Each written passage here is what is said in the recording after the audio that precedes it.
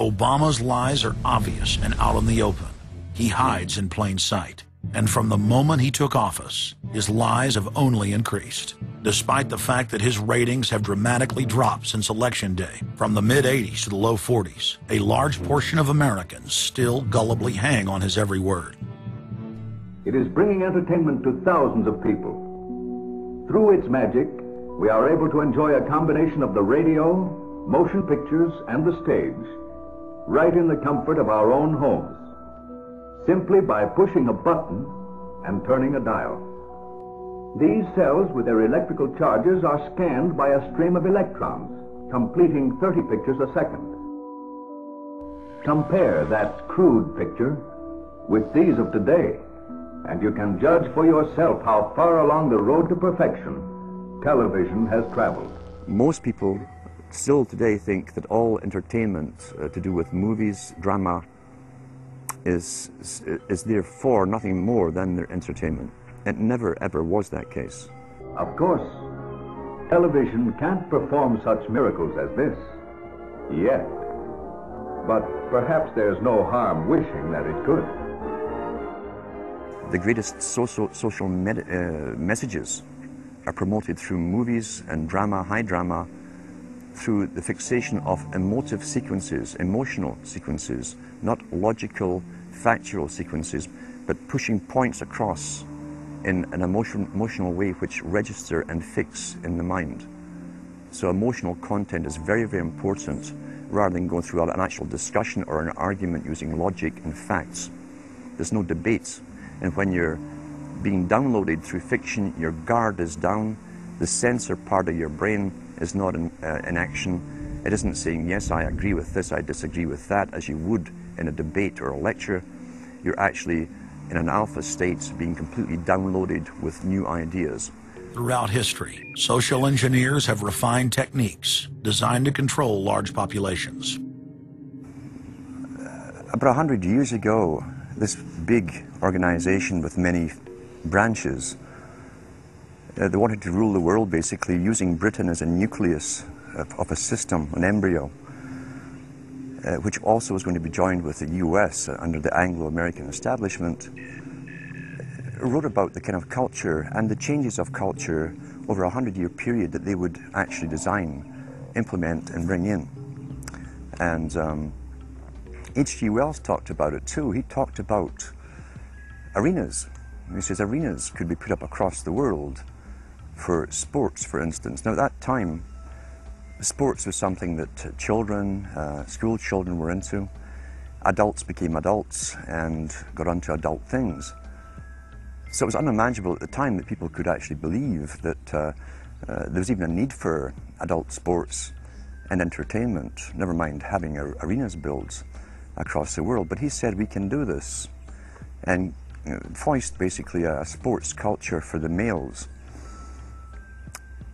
Using a tribal system, we're all tribal to an extent. That's why we even bother to vote for a tribal leader. This is well understood. That's why we're supplied with these leaders. And because the average man was to become more disengaged from his own destiny as the expert class arose, it was decided that the males would get their outlet basically, gradually becoming helpless as males through sports. Therefore they'd have a tribal team they could identify with, they could cheer them on as they were winning. In their own personal lives, they were getting nowhere. They were getting disenfranchised in a sense as experts took over decision-making for them in all kinds of fields. So this was psychology at use, planned before they even implemented the sports. When radio came along, of course, they used that to the maximum. Sports for the men, soaps basically for the women, and then in came television, as I say, with its alpha state, its hypnotic state. And sure enough, around the 1960s, really, 50s and 60s, it took off. It really, really took off. And men became glued on Saturday nights to the sports shows. A culture industry, which is called by its own the culture industry, The Soviet Union had a department called the culture industry. Their actors and directors were called the cultural leaders,